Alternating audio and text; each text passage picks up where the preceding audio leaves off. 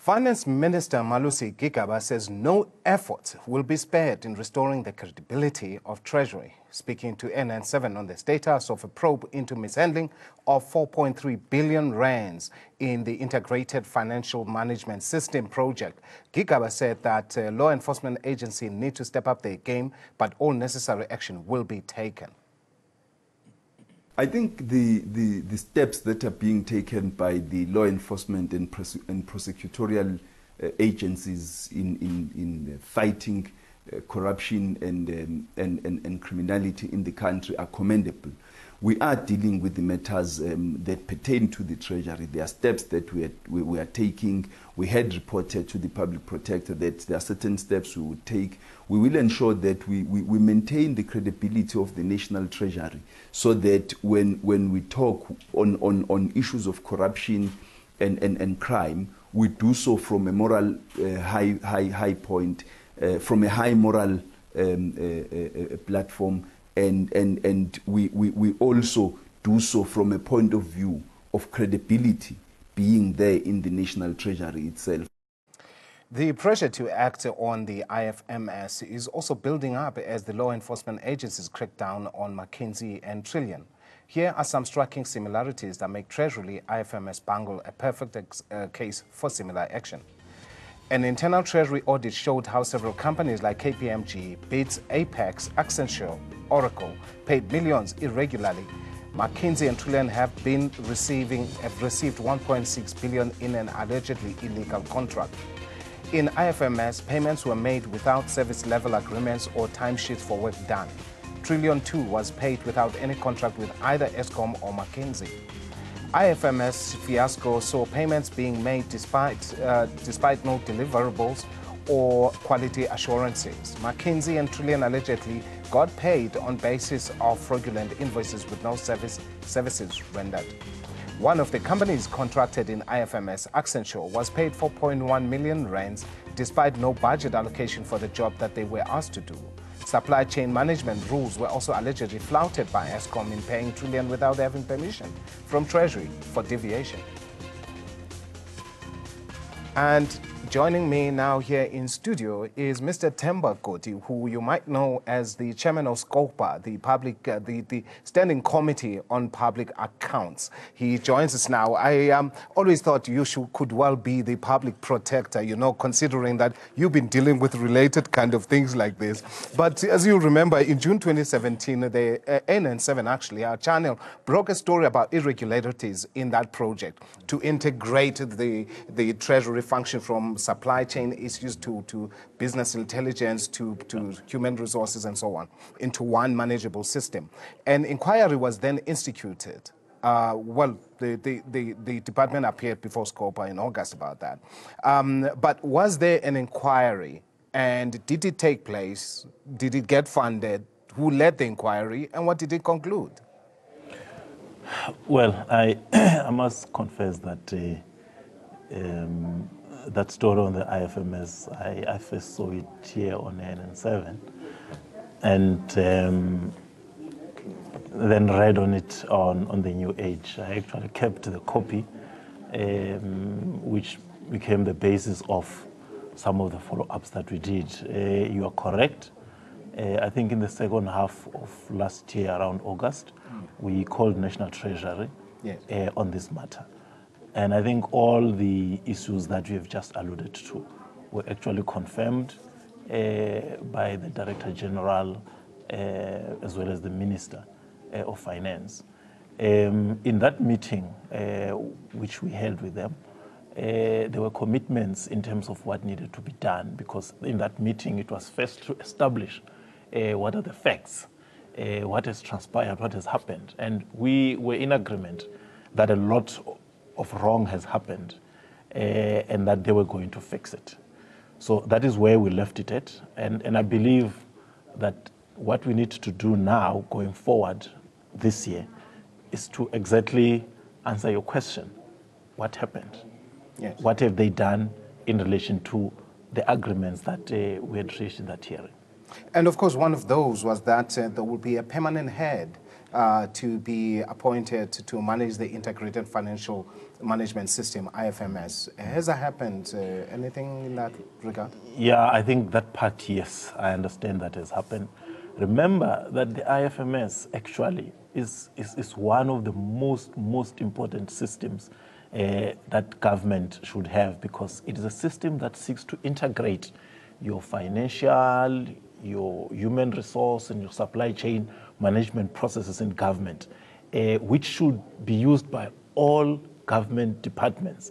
Unlike now, where you have a variety of systems, each department using its own systems, and the systems, various systems not talking to each other. This would ensure that we have one system for the whole of government, and we are therefore able to actually curb these instances of financial mismanagement. So, as part of fighting against financial mismanagement, you need the IFMS. And how it was allowed to spiral out of control, firstly, in terms of the over $1 billion that was utilized when the system was controlled by SITA, and to the shambles of management that you saw when it was with National Treasury.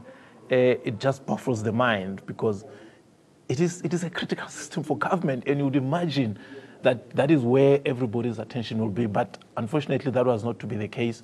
And I think it was the intervention and interaction they had with Scopa that were able to narrow down on the exact issues. As you correctly point out, somebody to head the project, yes. As far as I know, that person has been appointed, because before you had somebody who was heading a department who was part-time working on IFMS and part-time doing a job. And that person was an auditor, not even an IT person. You know, so I'm just saying, yes, there was a lot of rot, but a head, yes, has been appointed, and there was agreement from the minister to the DG that they're going to set all these processes.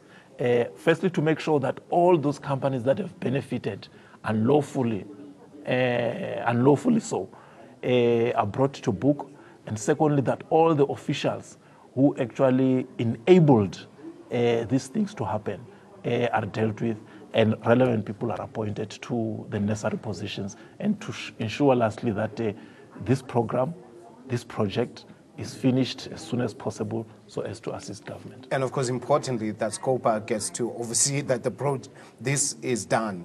No, true. No, true. I think if I can just, let the cat out of the bag, our thinking in Scopa is that 2018 should be the year where we ask the question, what have you done?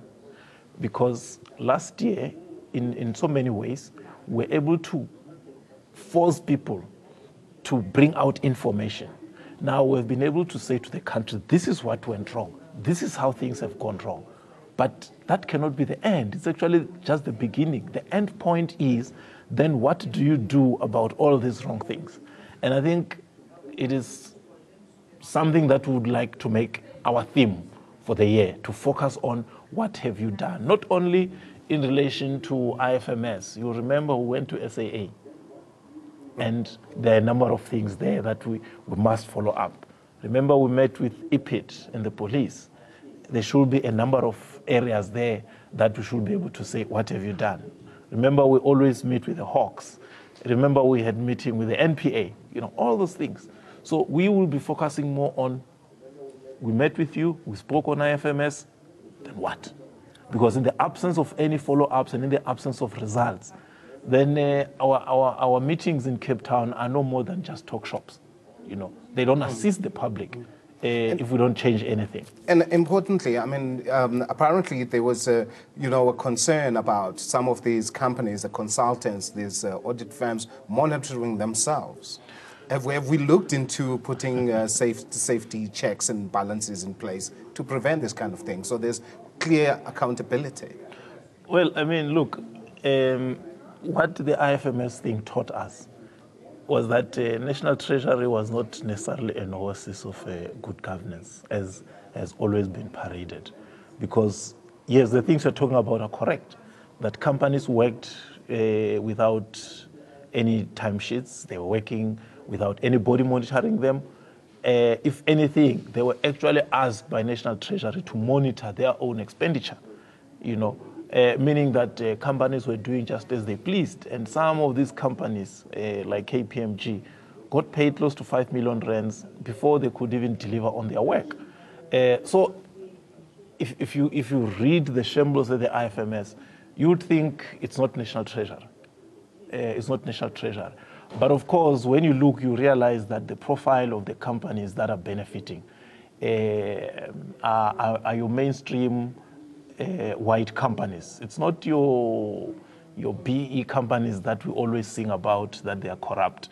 It is your mainstream white companies that have actually been looting National Treasury. They had found a dark corner where they were quietly enjoying themselves without any scrutiny.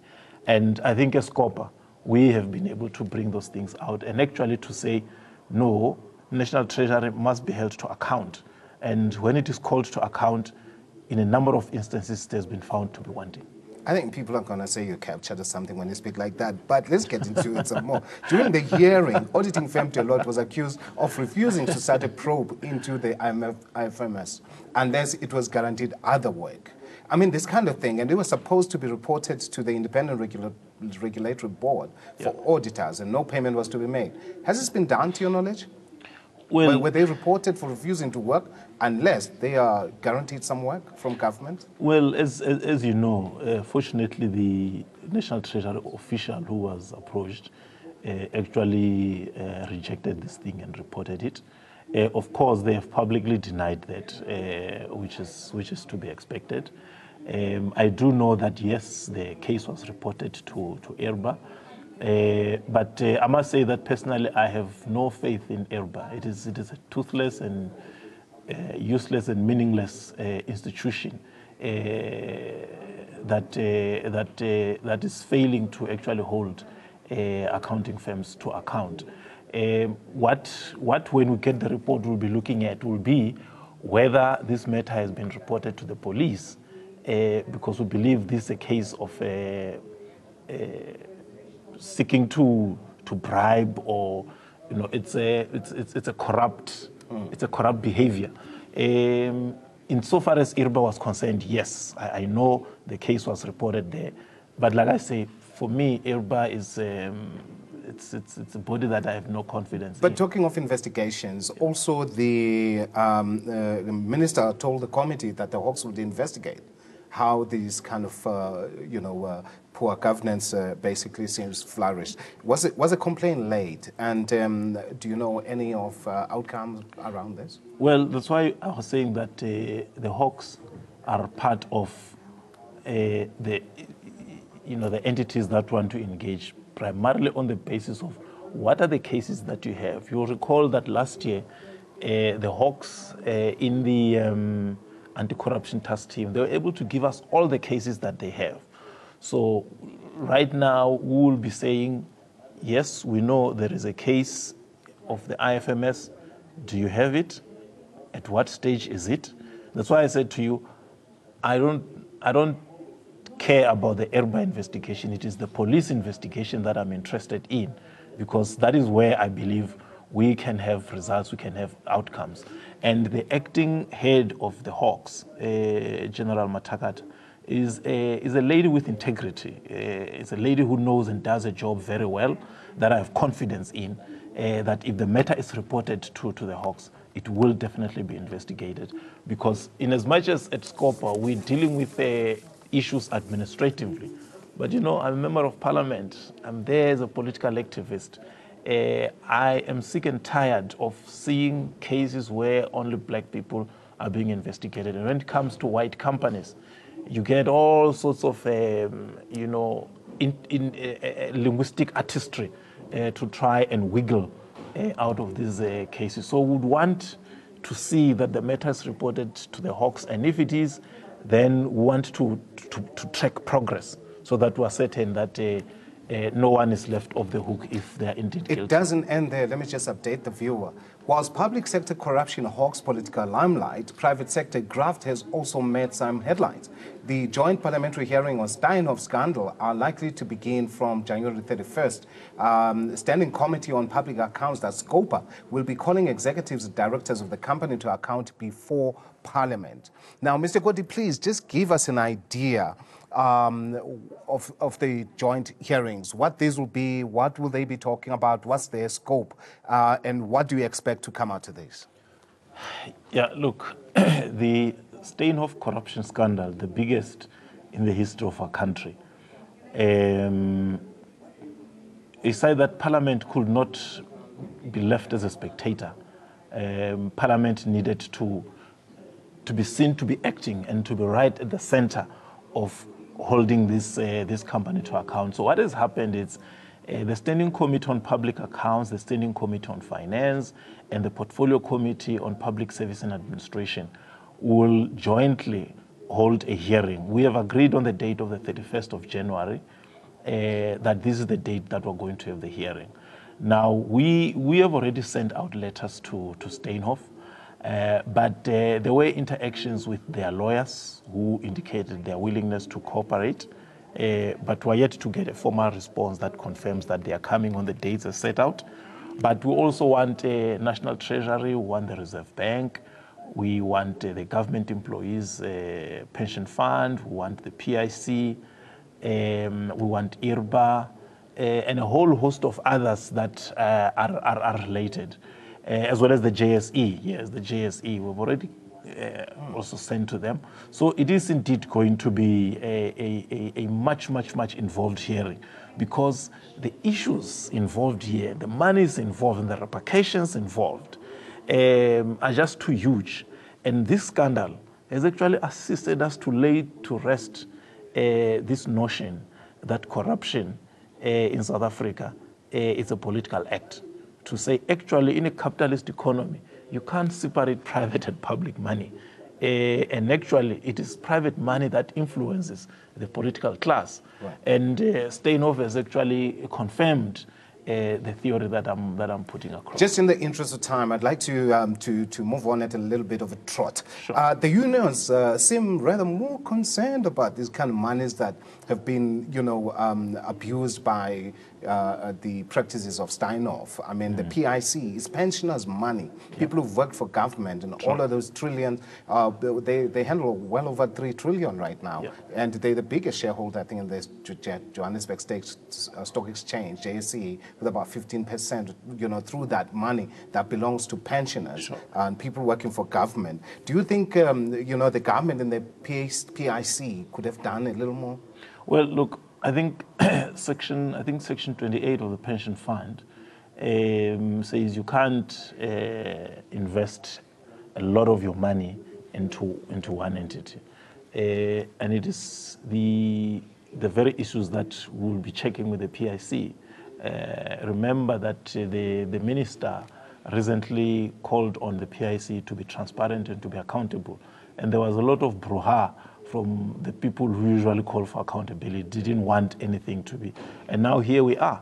The exposure, we understand it runs into billions of rands, and we don't know what is going to happen to those monies, whether they're going to be written off or whether they're going to be recouped. So we are equally concerned about the monies that were invested by PIC. And we now understand that the CEO, Marcus Jooste, of Steinhoff has been trying to sell off some of his properties. I think reportedly one worth about 15 million in the Western Cape. Have you looked into this? I mean, have you considered that you could just come in and say freeze his assets? Have you taken any action?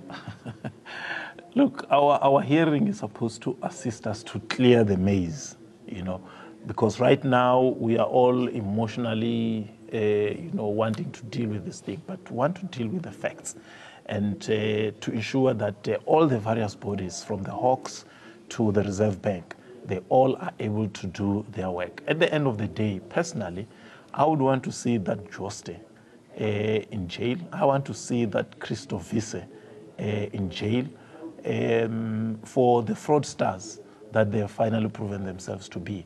But, you know, it is not for us to dictate and say, command and say, arrest this one, arrest that. There has to be processes. And that is why we want all the role players to come and say, this is what we have done, this is where we are, and these are the time frames within which we think would have tied down everything. And of course, has Steinhoff cooperated with Scopa?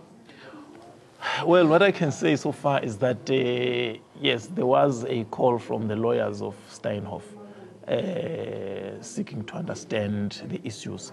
But they indicated that they are prepared to cooperate. But that happened before we sent them a formal letter. Now they've been sent a formal letter. We are waiting for their responses so that we can be certain. We have invited them, but if they don't cooperate, we can subpoena them, because Parliament has a right to call anybody in South Africa, anybody, to appear before it. So we're clear that if they want to play hardball, well, they'll find us ready. But I'm just hoping that for their sake and everybody's sake, they'll cooperate. Just finally, there have been changes in this country with the ANC, and you know everyone watches what the ANC does. And of course, there's a new leadership, and we're seeing quite some decisive action on suspected corruption and that sort of wrongdoing with Ramaphosa. And of course, we've got a new NEC, additional members that we announced this weekend. Of course, there's a National Working Committee. What is your opinion, if you have one, on the new ANC leadership? Just speaking broadly, as a leader of a political party yourself, I may as well remind the viewer that you are the leader of the APC. Great. Yes. Now, as the leader of the APC, yes, I do have an opinion. Well, look, as the APC, we're happy with the resolutions that the ANC took in Nasrec. It has been long in coming. We support them. But looking at the history of the ANC in government and even internally within itself as a party, my worry is implementation, whether these are going to be implemented. Because then for once, the ANC has taken positions that strongly align itself with the views of the majority, and where I believe all genuinely black political parties will give it support whenever it implements those. So I think let's wait and see. I think it's too early. There's still too much emotions, too much excitement. Let's wait until the rubber hits the ground. And whilst we wait, of course, we'll go to a break and take the weather. We were talking to Mr. Temakodi, who is the chairman of Scopa, the Standing Committee on Public Accounts, and of course is also the president of a political party, the APC. So his statement should also be tempered with that awareness in mind. We go to a break with the weather.